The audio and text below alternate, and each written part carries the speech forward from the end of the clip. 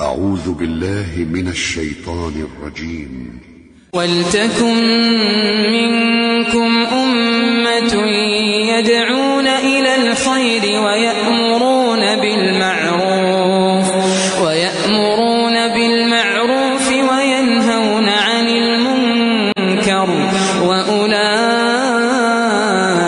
هم المفلحون. ولا تكونوا كالذين تفرقوا واختلفوا من بعد ما جاءهم البينات وأولئك لهم عذاب عظيم.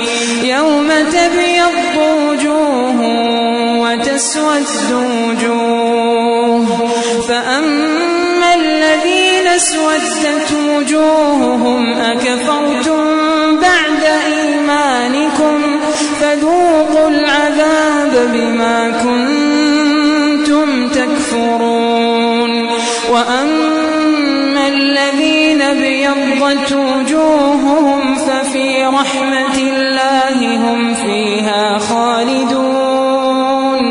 تلك آيات الله نتلوها عليك بالحق وما الله يريد ظلما للعالمين.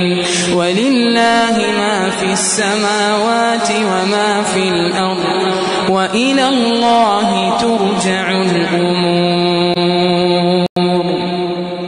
قدمت لكم من موقع tvquran.com.